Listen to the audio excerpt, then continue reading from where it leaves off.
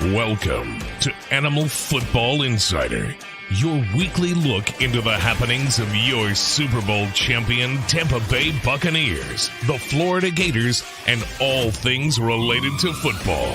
And now, from West Des Moines, Iowa, here's your host, The Animal.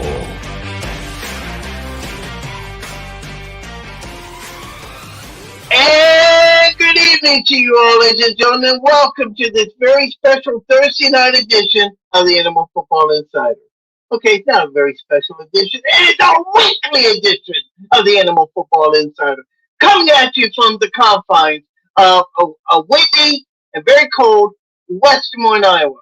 Where tonight, well, things are getting hot and heavy around the National Football League, around college football, especially with these boys right here. We're gonna get into all that. Hopefully tonight, Scott Carter may be able to join us in a little bit to talk about what's going on with the Florida Gators. We'll get some recruiting news from our man, the man on the scene as always, Mr. Lucas Damon Gator. Anything else you want to talk about? Because you know we got it here on the Animal Football Insider. We have a chat room. If you want to post some comments, please do. We always welcome you again. We always welcome information. And of course, the very lovely Miss Kyle McGraw-Long. She's on the show. She's joined me tonight, and hopefully she'll stay on for a full hour, and we'll get to talking about all that, especially with the Florida Gators. And we will get into conversation about the Florida Gators. But tonight, let's talk about, of course, the boys right behind me, right there. Okay, the Pewter Power Boys, the Tampa Bay Buccaneers. They get back to playing again this Sunday afternoon when they would take on the Washington football team, and I still have trouble with that. I can't believe they haven't developed a new nickname. Sunday afternoon in Raymond James Stadium. And it's the first game back after their bye, and hopefully we hope that things are going to get going for them in the right direction. 12 o'clock is the kickoff time. Catch the game on Fox. Should be a great contest. Make no mistake about it. Now, for Tom Brady and the Buccaneers, they want to try and pick up where they left off. But with their very high explosive offense, and of course that defense that just keeps on rocking every single week. But, of course, you know by now they've had some injuries on the front, and this week it's no different. Through Greg Arman of St. Pete Times, the Buccaneers released their injury report today. Giovanni Bernard, the running back, has a chest injury, but he's practicing. Antonio Brown did not practice. He's question mark for the game on Sunday. Chris Godwin has a foot injury. He looks like that he's not a go. Nor Rob Gronkowski. Jason Pierre-Paul has a shoulder injury, and those are the big names that have the injuries right now. So we're going to monitor that as we get closer to the game on Sunday. I may have to adjust my fantasy football lineup, Josh Allen, as we get ready for that game. Now, as far as Washington goes, they have a number of injuries, including Curtis Samuel, the wide receiver. He has a groin injury. Brandon Scherf of the Washington football team, former Iowa offensive lineman, has bring some Hawkeyes to this conversation here. He has a knee injury. He's limited, may be able to go. Montez Sweat, another defensive end, he has a jaw injury. I have no idea where that has come from. And he didn't participate as well. And some bumps and bruises with some other players. So, all in all, this game Sunday could be very interesting to see how they respond, how the Buccaneers respond after having the week off. Now, for the Buccaneers, and I didn't go into the schedule too much, but actually I should here. And by the way, thank you for joining me tonight on this edition of the Animal Football Insider. Please post comments, and of course we'll talk about a lot of football here. I'm gonna do this right here real quick because I should have brought this up before I came on. The schedule and the way they have it set up right now. Okay. Yes, you can know my location. What's schedule up? There we go. I always like to do things on the fly. If you haven't watched the show by now. So the Buccaneers come back from the bye. They're at home at Washington. The next week, they'll be on Monday Night Football against the New York Giants. Hopefully, we get the Peyton Eli webcast. I love that. I don't know about how everybody else feels about the Eli Payton megacast, but I think that's so cool. Okay, and I love their analysis. I love how they bring the weirdness, the comedy to football. Just a different way of approaching things, and I really do like it. Okay, then the Buccaneers travel to Indianapolis as they would take on the Colts. That's a 1 o'clock start. They're home again at Atlanta, 1 o'clock start. Then they will come home on the 12th for the Buffalo Bills, and then the Saints game. By the way, that Saints game is a Sunday night contest, and for those that are watching tonight, the Animal will be back in town for a few days back in my hometown to see my family and friends. I'm looking forward to it. I've not seen them in a couple of years, so I'm looking forward to that. And then they finish up the regular season against the Carolina Panthers. But for Brady and company, they know that they have to come into this game and be ready against a very good Washington football team. Now, Brady and them, I don't want to say have a complex issue. Okay, but they do have some issues that they need to get squared away. The offense, even though it's been playing some pretty good football, they could be doing better, and they know that. I mean, if you just look at the past few games, I mean, let's see here. 1, 2, 3, 4. That Saints game that they lost was not the prettiest of games. The officiating was horrible. We all know that. We saw it. We saw how the Devin White injury never should have been called on. Okay.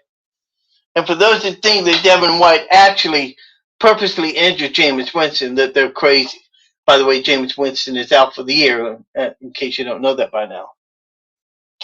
But if you recall, last year when the Buccaneers went on a bye, they took on Kansas City Chiefs, and as I recall, I don't think that was a good game. I forget how that game turned out, but I don't think it was a very good game for them. So I think I think history seems to repeat themselves. They'll come back out. They'll respond. They should be able to clear up the penalties. Penalties were ridiculous.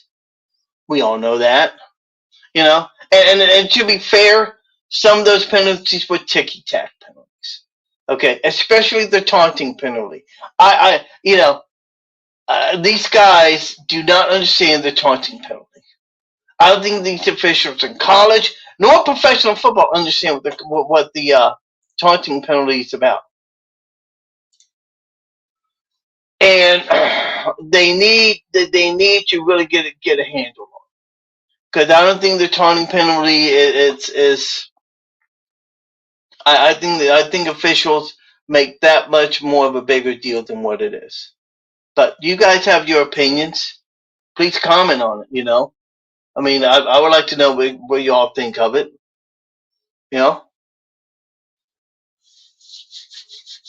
But again, Buccaneers will take on Washington on Sunday. Later on during the broadcast, we'll get into the games of the week, the big ones, and there are a few big ones in the National Football League. It does bear attention, so we're going to keep an eye on that as we get ready for the game coming up this weekend. But you can tell by me, I'm a bit perturbed, and not only because of the Bucs and the way they played. And believe me, the Bucs did not play that good of a game. They should have kept down their penalties, and they should have been doing their job. But I gotta tell you, these boys right here, man, I am at a total loss for what has happened here. I cannot believe what happened on Saturday night in Columbia, South Carolina. Gators taking on South Carolina Gamecocks in what has to be probably one of the worst games that I have seen in all of college football.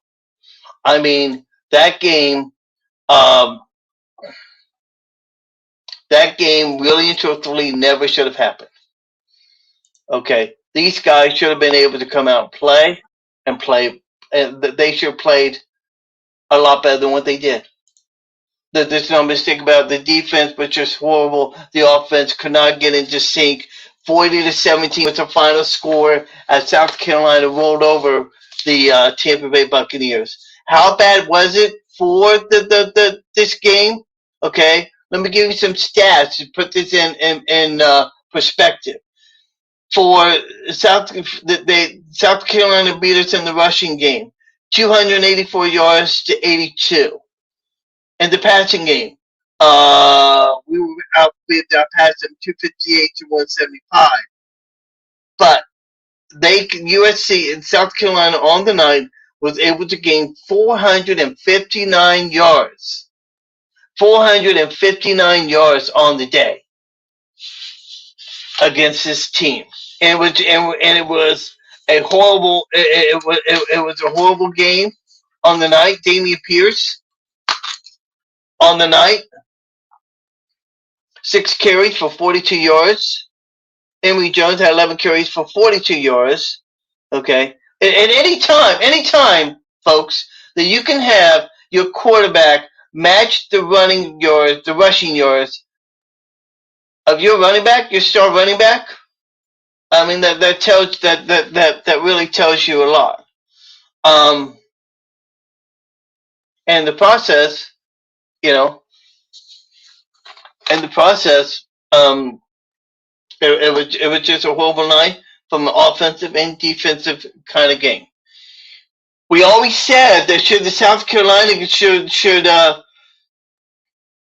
the Gators, by some stretch of one's imagination, fall at the hands of South Carolina, expect chaos to happen. And it did. Sunday afternoon, as we reported on Facebook Live, and you saw it on Sunday afternoon, we had, there was a report out that Gator Boosters and athletic officials and people that were involved in the renovations for the stadium financially were meeting. And during the course of this meeting, they wanted change to happen. And Dan Mullen was, I guess, more than happy to make the change because now Todd Grantham is out as defensive coordinator, and so is John Hevesy, the offensive line coach. Now, Christian Robinson would take over the defensive duties on the calls on the defense, and I'm so into Todd Grantham being fired along with Hevesy, I forgot who's the offensive guy. Maybe one of you guys can tell me. But nevertheless, Todd Grantham is now out as defensive coordinator. And all week long, we've been seeing on Twitter who's going to be the new defensive coordinator. Would it be would Christian Robinson have a chance to become the new defensive coordinator? It all starts this weekend when they take on Samford, and there's so much anticipation for this big game against Samford that the SEC has it on SEC Plus. Okay, just how many people do get SEC Plus? I mean, you can get it through Sling. I know for a fact that I used to have Sling, but well, how are you gonna watch the game? So makes me look bad because now I can't watch it and provide you with interesting analysis. But go figure. Comical along states, it's the recruiting. Dan is offering the wrong players. Well, I don't know that he's offering the wrong players. I think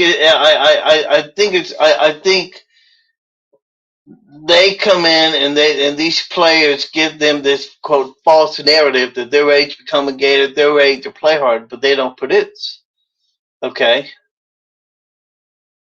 And a lot of times, as Comic Book goes along and says, if you're a freshman and you play better than the senior plays and you sit.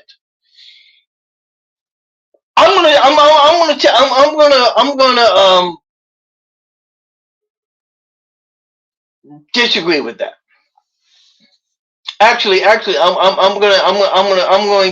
going to take that statement and say yes, you're right. But there's a reason behind that. Okay, yes, the freshmen could play better. Yes, there probably some players that are better. Okay, but I think also by the same token, you have an opportunity for a lot of these guys to redshirt them and play them another year. I get the narrative. I get what you're saying. Yes, if you got freshmen and sophomores that are playing better than seniors, yes, play them. Put fire underneath them, and maybe that's something that Christian Robinson is going to do. Heard the comments by Mohamed Diabate, who I believe is a defensive lineman, said today talk about how the Gators they're really very comfortable with Christian Robinson and the way that he's doing things. This needs to be a defense that needs to be more simplified. And Comic Book states, "Did you see the news today?" No, I have not seen. I've not seen any news, but I'm sure you'll be as informative as you are, young lady. You're going to tell me, just like this next guest, who's always informative in its own right. Well, it could be something else, but I'm not going to talk about it on the because of course Facebook is a family oriented show. Twitter is an ordinary show. YouTube is an ordinary show. So I'm not going to say what I really think about this man, except he's a very good and very knowledgeable person when it comes to the Florida Gators, when it comes to recruiting. The man knows recruiting just like the back of his hand. Yeah, like the back of his hand. Lucas Mann joins me here on this edition of the Animal Football Insight. Hang on a minute. Hang on. Hold your horses, son. Okay. You gotta unmute me. There we go. How you doing? Yeah, I had to unmute you. Give the people some warning here. How you doing, buddy? I'm doing pretty good. Good. Well, when I started out a few minutes ago, I was talking. And by the way, Comic Long says hi to you. So, so you might want to say hi back to Kyle. Okay. Hey, Kyle. Okay, there we go. And Kyle, I'm going to get into those comments here just a minute. In just a minute. Lucas Mann, who the dean of recruiting, in my opinion, really does an awesome job. Is very knowledgeable in terms of recruiting. We're going to get into some news here in just a minute on the recruiting front. But let's talk about the news that happened over the weekend and the fact that Todd Grantham and John Hevesy are out. Yeah, you probably have some insight into this. Can you take us inside on some of the things that happened in all this, or do you know? I mean, there was a meeting, but we already knew. I kind of figured that's what the meeting was about. I think it was either Dan Mullen fires Todd Grantham, or he gets fired, that sort of thing.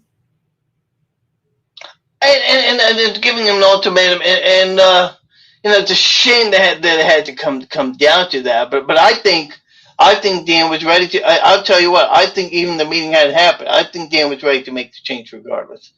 And I tell you what, everybody had been talking about how Dan Mullen was. He looked like he was ready to go. That he wanted to leave the program, but. The press conference on Monday, he just looked so relaxed and probably gave one of the best press conferences that we have seen all year.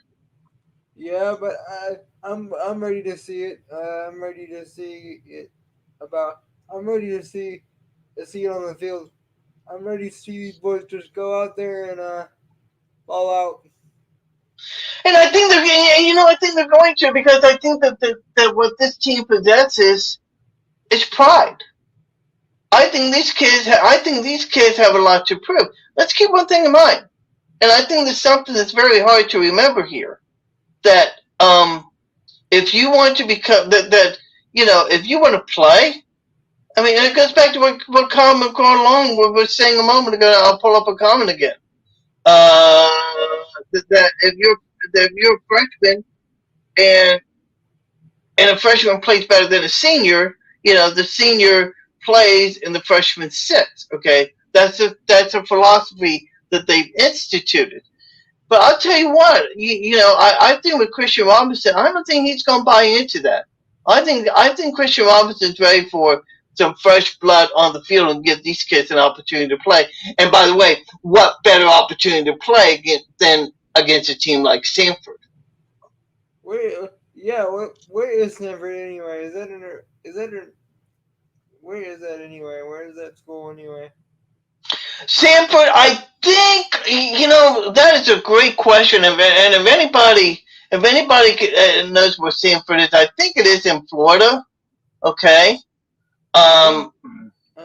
Yeah, I think Stanford's somewhere in Florida. I could be mistaken. And if anybody knows, more than happy to comment on it. But I see Daryl Horn in there. Okay, Daryl, if you're available, you're more than welcome to join me, my friend. You don't need to, But everything that I'm hearing about C-Rob been nothing but positive things. The young kids love him, and if you love a guy like Christian Robinson, you know that there's an opportunity for definite improvement. Yeah, you do, and one thing you got. I said this on your show on Sunday night. He coached in it, and he played in it. He played under Grantham, so he knows the system, and he knows what to expect from the system. But here's where things get interesting. He knows the system, but here's something that's even more important that people seem to forget. He knows what the players can do and what they can't do. Okay? And I think for a guy like Todd Grantham, he's been playing a defense that has not been adjusting at all to the strength and the weaknesses of these players. Okay? That's why I think a guy like Christian Robinson can come in, do a lot of things differently. Okay? Play guys to their strengths. Okay? So, I mean, it just depends, and I'm trying to do something here. It just depends on how well they want to really play for him. I mean, we're going to find out soon enough. Okay, we're going to find out soon enough how well they're willing to fight for C-Rob. Yeah, I think a guy like C-Rob brings so many pluses. He brings so many pluses. More than he. I mean, here's just a couple. He's young. He can relate to the players. He's played in the system. He's coached in the system for years, and he played under Grantham, so he knows the system. Like I said earlier. And one of the things about about that is that his ability, I think, for C-Rob to bring out the best in his players. And one of the things about Todd Grantham that needs to be talked about here, and I think very important. If you go behind the scenes and the conversations that I've had with certain people, they would tell you that the culture concerning Todd Grantham was not all that great. I've been told that he was a very erratic kind of person. He did not. He would not talk. Was not very nice to the people. He always talked. Was yelling all the time with the players and all. I mean, it just, when you do that and you're constantly yelling at your players, you're not going to get the best out of your It team. reminds me of the new Cam Newton situation. Not as bad, but Well, yeah, I mean, in a lot of ways, except, I mean, I don't think that he was, I don't think that he was, throwing footballs. like you said, it's bad, but he had some problems, no question about it. Now with Grantham gone, I mean, everybody expected to see a mass exodus through the portal, this and that. That hasn't happened yet, but we're starting to take But I will say this: I do expect some guys to hit the portal. I don't know who and who's gonna win and who's gonna hit the portal, but I do expect some guys to hit the portal. I do too. I do too. But we're starting to see already with the recruiting. With the recruiting already, we lost out. It looks like we're going to lose out on Evan Stewart. Looks like he's going to go to Texas A&M. I was gonna bring that up, but you beat me to it. But go ahead. But go ahead because there's some other news involved some recruits. So the floor is yours. Walter Nolan went to Texas A&M. We have Evan Stewart, who was turning towards Florida back in the summer, and then apparently he took visits back to back from to A&M, so he's trending to A&M. He doesn't have a set date, but that's not looking good. So Jimbo is just beating our ass right now in recruiting. I don't know how he does it. I really have no idea how he's able to bring in the recruits that he's able to bring in. It just amazes me. He's Lucas the Man Gator. You're surely the animal on this edition of the Animal Football Insider. And I'm trying to see if my buddy wants to come on and talk a little football, but I guess he left. So, but we're expecting to get somebody else here, and hopefully in just a little bit. Was the culture around Grantham? We all know wasn't that great. We all know that Grantham had some issues. We all know that that this had been boiling up for a while. Why Why did he wait till the South Carolina after the South Carolina game to do it? He could have had a great shot. He could have had a great shot to do this after the Georgia game. You know, I honestly think the South Carolina game is what broke the camel's back because let's be honest, I don't think we played bad in the Georgia game on defense. It was just the last 3 minutes of the second quarter that right? You really stop and think about it. I mean, the Gators played. I mean, their hearts out with the exception of those last 2 minutes. And if the truth be known, look, the defense really didn't play all that bad, but they were just faced with some bad situations thanks to turnovers. We'll give them that. But the South Carolina game was really the spot that broke the camel's back. Um, you messaged you. I remember you messaged me. You messaged me during the game. You're like, if we lose this game, Grantham needs to be fired in the morning, and he was. well, I think it took some time. It took some time to do all that, but yeah, by late afternoon, word finally came out that Grantham and Hevesy. Who is? I'll be honest with you, the Grantham, Go ahead. John Hemsey thing kind of shot me a little bit. Well, Hevesy shocked me too, but if you go back and you look at the numbers what Damian Pierce did, 6 carries for only 42 yards. That tells me that offensive line was not breaking the holes that they needed to break, and was just causing some problems left and right. Who's going to be replacing Hevesy now? I don't have that information. I think you do. Phil something. Trout. Well, no, Phil Troutwine. That's the name that's being talked about coming in and replacing becoming the. I love Phil Trotwine. Trotwine used to play with the Florida Gators back in the '90s. I think it was the '90s, Oh, wasn't it? it was the 2000. He was on the OA team. He was on the '08 team. Okay, yeah, I knew the name sounded very familiar. I just didn't know um, that much about it. But as far as defensive coordinators go, there's a lot of names that's being out there right now. We got Kevin Steele that's out I'll there. tell you. Um, I'll give you my top five. I'll give you my top five. The Georgia co-defensive coordinator, Marquand Manuel, even though he hasn't recruited. Chris Ash, the Jaguars safety coach. I know a lot of people want Charlie Strong, but that's not happening.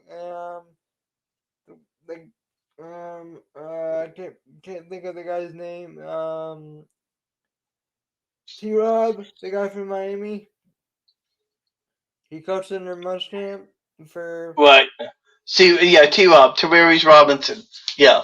Um, and T-Rob and C-Rob were both on the defensive staff just a few years ago, so you tend to wonder which one will get the job if either one of them that stays up.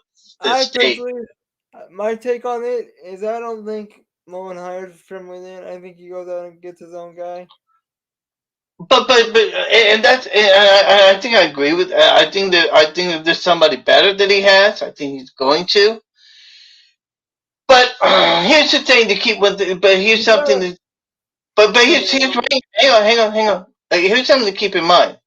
Christian Robinson has a great knack for recruiting, especially in South Florida. Christian Robinson can recruit. That's a big thing that needs to come across to you. So if you're looking for a coach that can recruit, I think Christian Robinson would be the guy. No, but I think you get somebody better, and you got to get somebody that's young and can relate to these guys. Well, I understand. I understand. I just think that a guy like Christian Robinson would be great. You know. So, well, listen. You look kind of tired there, buddy. So I'm gonna let you get some sleep. And It's fine. I can keep going. yeah. So we're waiting for Mr. Scott Carter to come on, and hopefully he'll be joining me in just a couple of minutes here. As in fact, I'm going to see if I can ping him real quick and see not Graham, because Graham never is able to make my show. You know, I love Graham Hall. Okay, let's see here. He's the best. I think Graham's the best. I think Graham.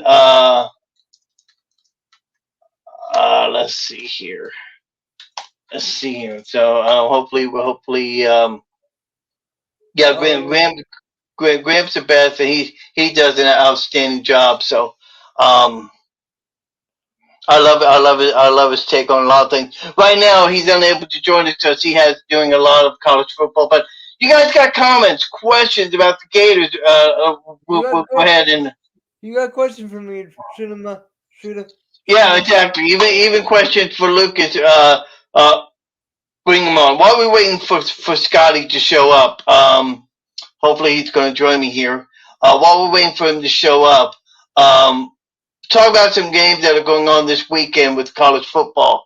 Already, North Carolina, Pittsburgh. That game is going on right now. Last I saw, Pittsburgh was up 14-0.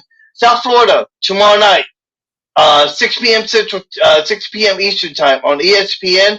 It's a home game. It will be against number 5 Cincinnati. Okay, number 5 Cincinnati. Now, other games that are going to be on for this weekend. Michigan will be at Penn State. That is going to be a barn burner. That's on ABC, by the way. Oklahoma at Baylor. Mississippi State at Auburn.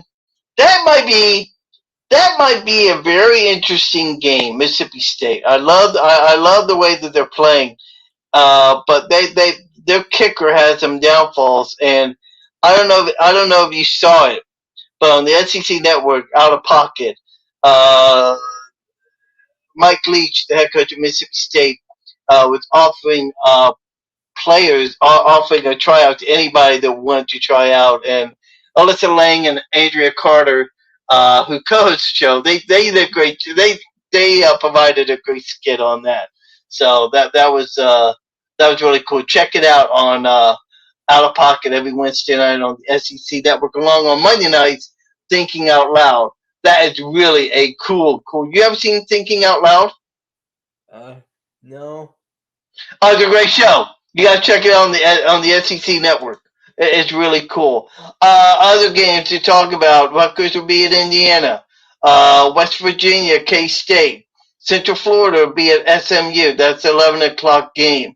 2:30 games will feature Georgia at Tennessee. Purdue will be at Ohio State.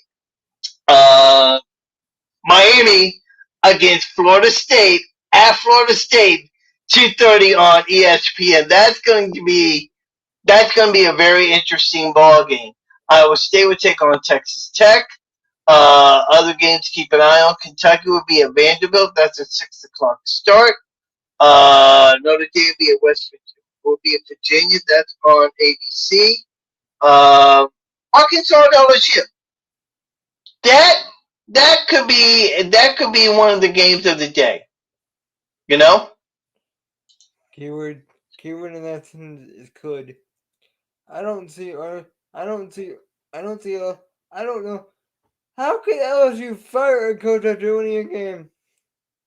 I really don't know. I think that's one of the more outrageous things of that. I mean, I really thought, I thought Ed Orgeron was safe, but in this league, nobody's really safe. And look, I love Dan Mullen. I think he's going to be back next year. I think the defense is good to him, Christian Robinson, but he started to make amends. He's starting to make the changes. So we're going to see. We're going to see what happens. Now, I know. I hate to sound like a broken record, but you got to get some people that can. You got to get coaches that can recruit and coach. You just can't rely on development. You got to get players in here that can get the players and recruit. Well, I know, and that's something that they're going to have to work on. So I mean, but it's going to be interesting. So hey, listen, I know you're tired. You have a good night, man, and we'll talk to you later on. Okay? Okay. Have a good night, man. Lucas, man, thank you for joining me tonight on the Animal Football Insider. You know, one of the things about Dan Mullen is that, and I mentioned this earlier, I'll talk about it again. If you look at the way that if you look at the way that he has been handling, if you look at the way that he's been playing, or been with the media the last 3-4 weeks, you got the impression that this is a man that did not want to play, or did not want to coach this team. And a lot of people were talking about it. You got and there was a lot of conversation about all that. But once the Todd Grantham situation resolved itself, on Monday, you could tell that Dan Mullen was 100%. He looked so much better. He looked like that he was that he had a weight off his shoulders, and he gave probably one of the best press conferences that we had seen in a while. Now, would that relate to wins? Obviously, we'll have to find out. But I think for a guy I think this is a good beginning for this team. Sometimes you have to make those changes during the season when you don't want to. Grantham, John Hevesy, and Mullen, I think they've been together for what, 20 years? Been together for like 20 years and was not able to, to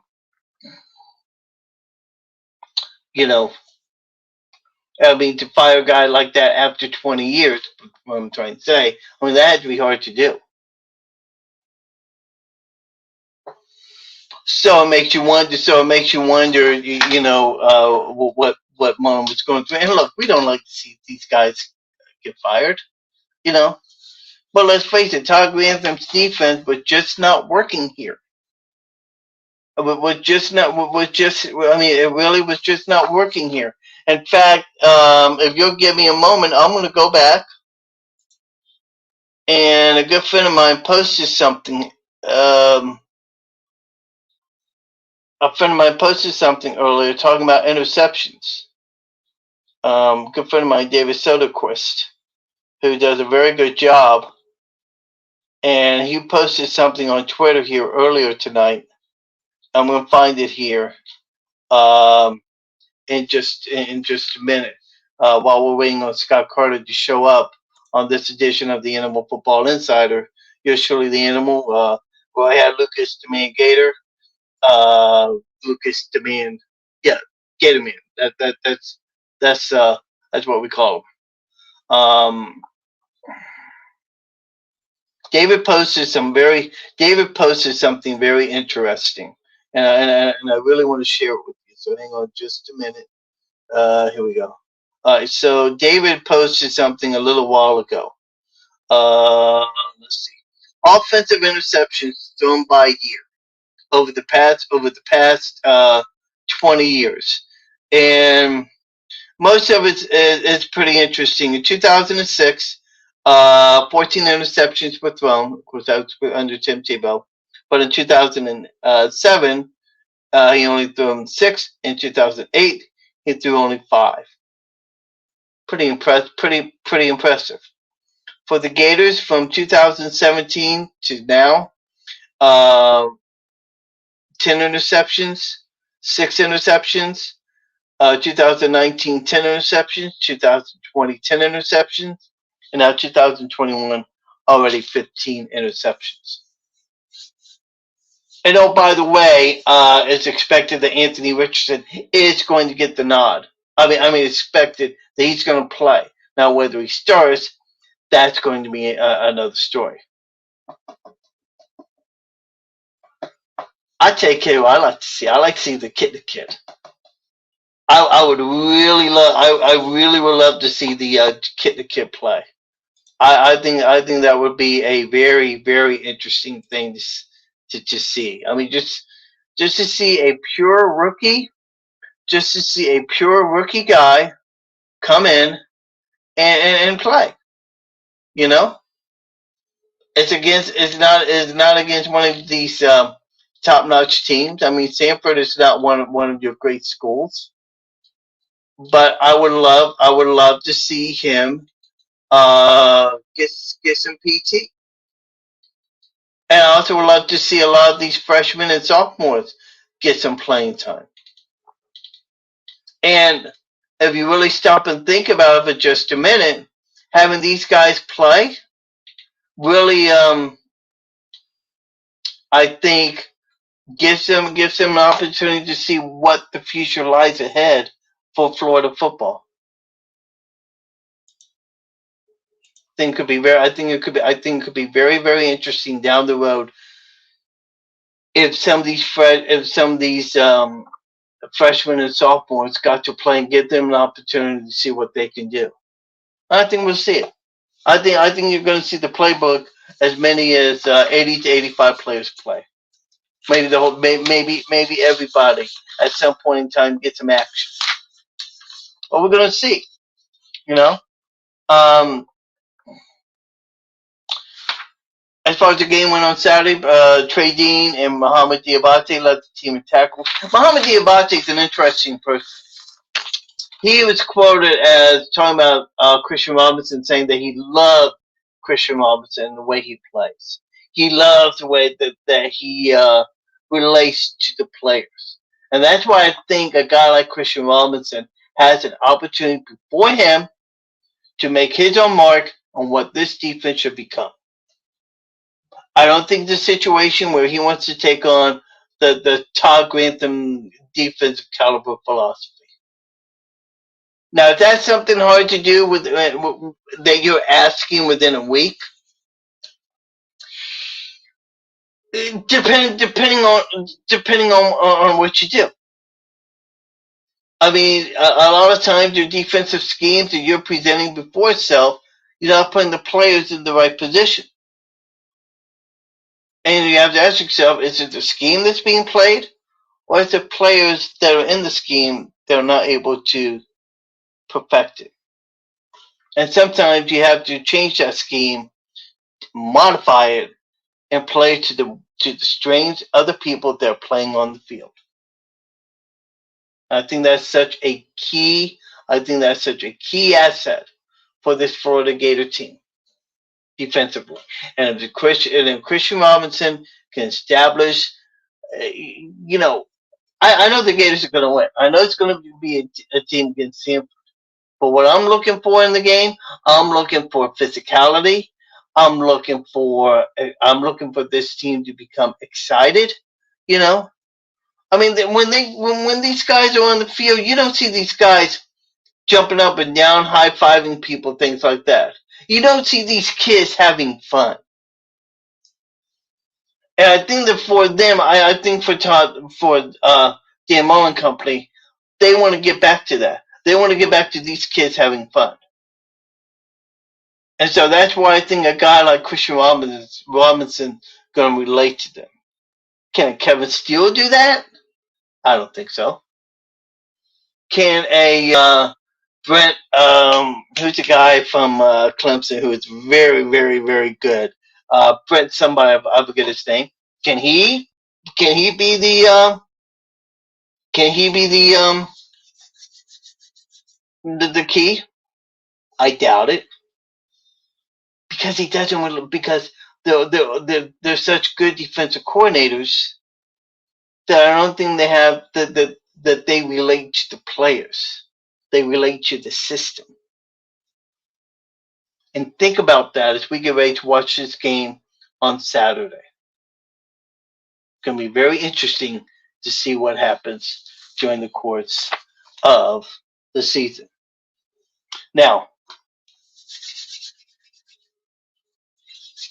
of course, we also have NFL action going on right now. 6:22 to go in the first half. Baltimore leading Miami 3-0. And speaking of, and we'll talk about the games that's going on in the NFL. We'll talk about the games that's going on in the NFL. But I want to talk about something else here, and I think this is very important. The Aaron Rodgers, the whole Aaron Rodgers situation. The Packers the NFL fined Aaron Rodgers $14,000. $14,000. That's all they fined him for. Now, for those that don't know what I'm talking about, Aaron Rodgers apparently had a situation whereby he did not. He lied about being vaccinated. Okay. He lied about being vaccinated. So what happened is that he put his players and his teammates at risk, being in the huddle, things like that. He lied about it. And for the National Football League, they have been going on and fining players $16,000, $20,000 for uniform, for violations of their uniform, not having their jerseys tucked in, etc., etc., etc. Are you freaking kidding me?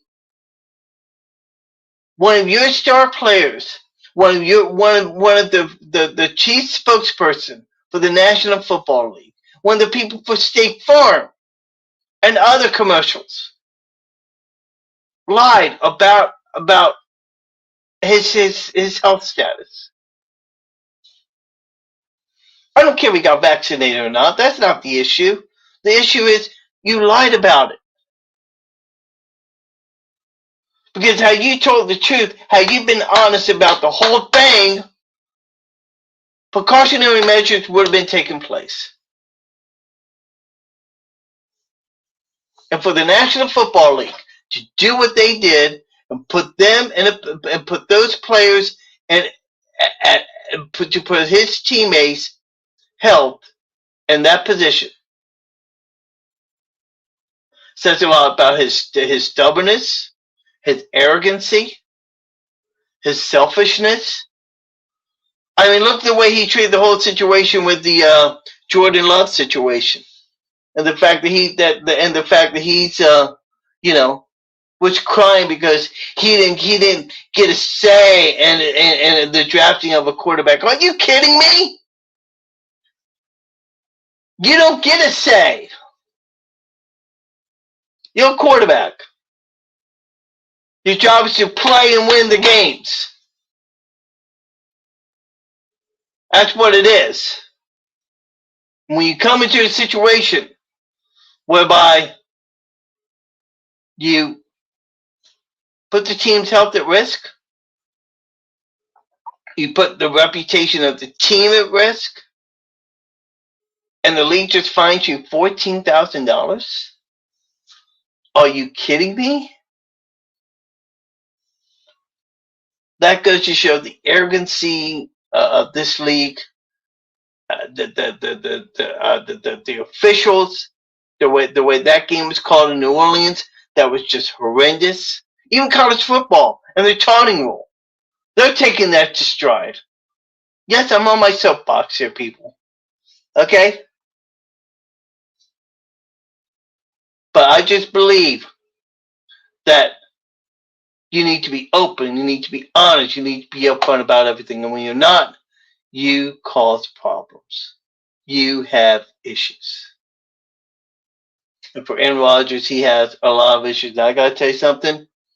As a football fan, a diehard football fan, a diehard Tampa Bay Buccaneer fan, by the way, Dolphins have tied the game 3-3. To see all that, it makes me lose my respect for Aaron Rodgers. And talking to some of the people who are Packer fans, they're disappointed in Aaron Rodgers and probably have lost some respect for him. Unfreaking believable. I'm just so livid. I'm just so livid by it. I just want to scream. Okay.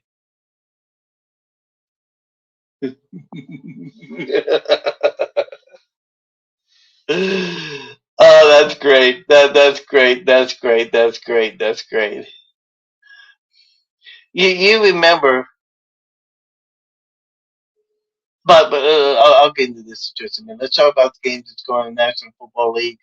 Atlanta via Dallas, New Orleans, Tennessee, Jacksonville, Indianapolis, Cleveland, New England, Buffalo, New York, Detroit or Pittsburgh, Tampa Bay, Washington. We talked about that. There's 1, 2, 3, 4 afternoon games, which include Carolina, Arizona, Minnesota at the Los Angeles Chargers.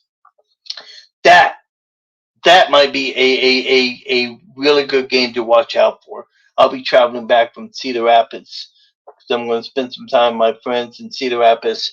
We got a Buccaneer group, and may come to you live from there before the game. So be watching out for that Sunday afternoon.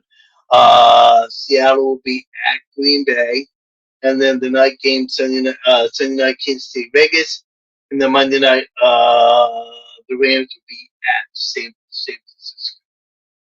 So those are the games to be watching out for this weekend. No Scott Carter. I really thought he was going to be able to join me, but I guess he had some issues that he had to attain to. Okay, let me get to this. Somebody on Twitter, he goes by Ray UGA. Okay, now this is a guy that has come up with some crazy stuff. Okay, so he says that Urban Meyer's coming back to University of Florida. The Dan Mullen tenure is officially over. Announcement coming soon. Okay, let's cut all the Urban Meyer stuff out. Urban Meyer is not coming back to the Florida Gators. Okay, I don't care if he has won a national championship whatsoever. Urban Meyer, in my opinion, and I may get a lot of flack for this, but I truly believe that Urban Meyer coming back to University of Florida is the worst thing to happen to this club. Okay, because when you look at what he did with all the things that happened behind the scenes, and we of course we don't need to go into that, but everybody was happy that we won 2 national championships. But I will tell you, behind the scenes, the cultural, the cultural, the culture behind the scenes was horrific. I mean, it costed a Gator player, whereby he killed somebody and ended up killing himself. I mean, we all know about that. We all know about that. So you have to ask yourself: do you really want to bring back that culture again? I I don't.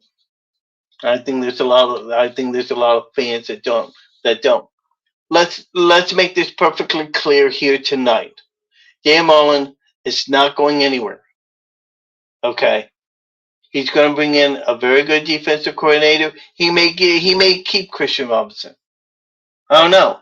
It just depends on how well these kids play for him. That's going to be key.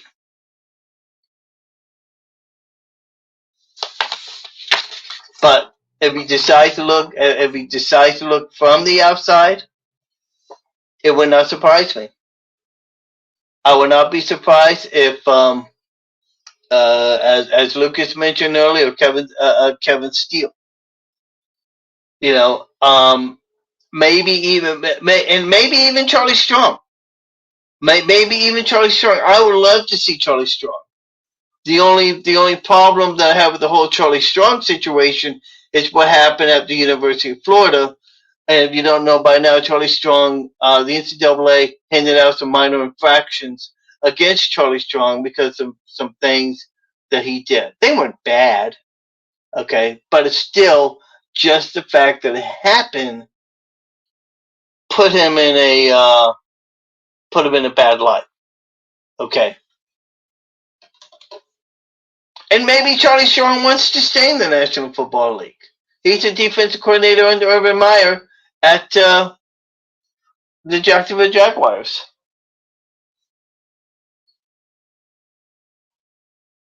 Jacoby Brissett, the quarterback for the Miami Dolphins. But we're going to find out, obviously.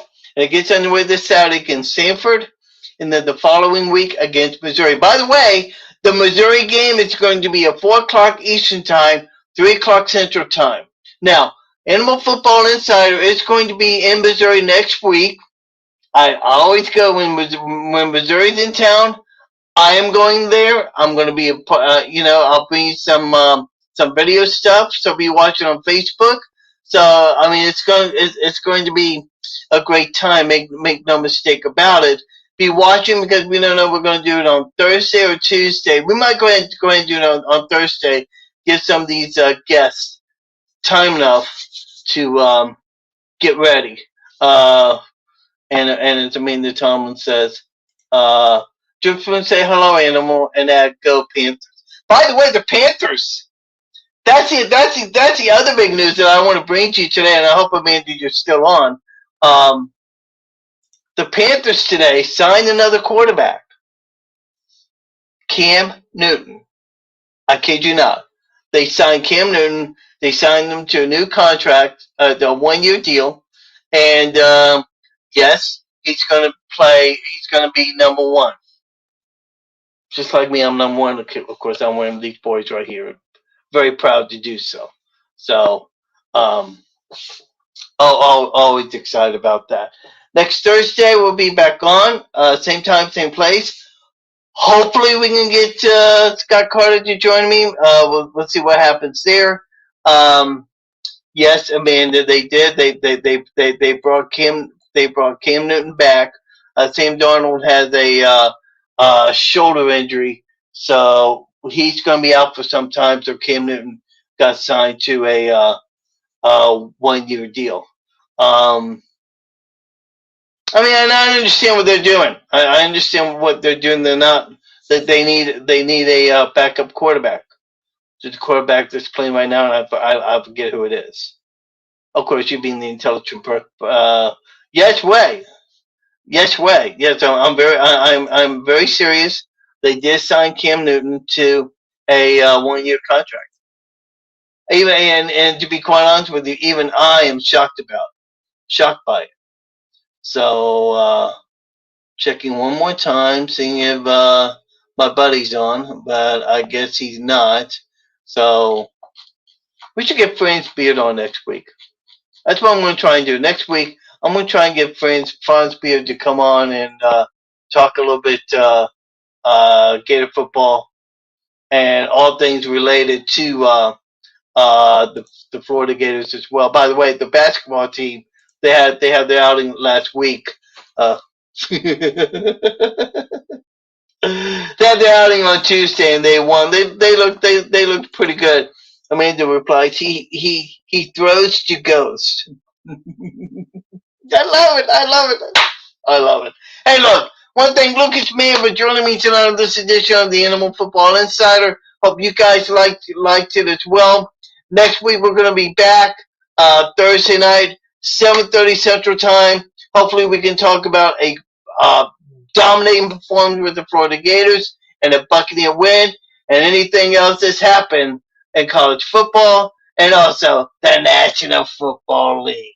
For everybody here, thank you to Amanda, Daryl Horn for jumping in, Colin McGraw-Long, of course, you're surely the animal, saying thank you very much for joining me tonight. We'll see you next Thursday night on the Animal Football Insider. And as I always like to say, if you're not a Gator, you're proud to be Gator bait. Good night, everybody. Thank you for watching Animal Football Insider. Be sure to join us every Thursday night here on Facebook Live.